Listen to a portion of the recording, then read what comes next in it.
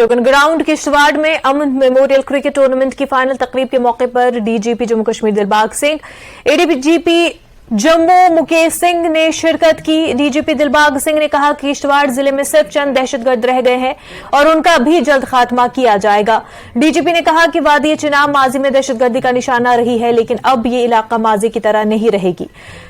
दिलबाग सिंह ने कहा कि पीर पंजाल, राजौरी, पुंछ में हालात को खराब करने की कोशिश की गई और राल की दरअंदाजी की गई, लेकिन उसे भी मुकम्मल तौर पर खत्म कर दिया गया। दिलबाग सिंह ने कहा कि मुल्क के इक़्तिदार सरहद के उस पार बैठे हैं और दहशतगर्दी की शाख को जिंदा करने की कोशिश कर रहे हैं। वो उन्हें वाज़ेह पैगाम देना चाहते हैं कि वो इस तरफ आराम से नहीं बैठ सकेंगे, क्योंकि उन तक पहुंचने में कामयाब हो जाएंगे फोर्सेज।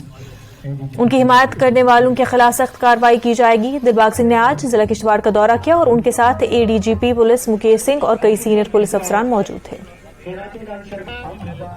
चिनाब वैली टारगेट रही है मगर रहेगी नहीं, ये बात बड़ी साफ तौर पे कह देना चाहते हैं, क्योंकि राजौरी पुंछ में इन्होंने फिर से कोशिश करी कि मिलिटेंसी का बीज फिर से बोया जाए। उस बीज को नाश करने की कार्रवाई बड़ी सख्ती से चल रही है।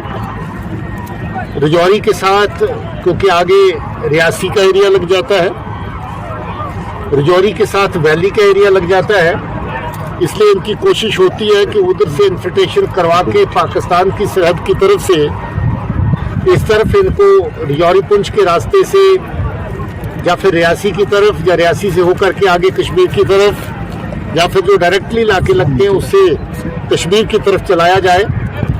काफ़ी लोग जो ऐसे इन्फिल्ट्रेट करके आए थे उनका खात्मा हो चुका है।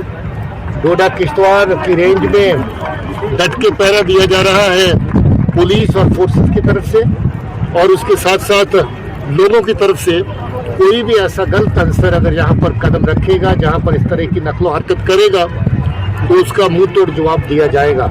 इस वक्त जो सरहद के पार जहाँ के गद्दार बैठे हुए, जहाँ पर मिलिटेंसी की शाख फिर से जिंदा करना चाहते हैं, उनको ये क्लियर पैगाम देना चाहते हैं कि वो उस पार बैठ के भी आराम से नहीं बैठ पाएंगे, क्योंकि हम वहाँ तक भी पहुँचेंगे और जहाँ भी जो उनके नकलो हरकत करने वाले लोग हैं उनको हर तरीके से सख्ती से कुचला जाएगा।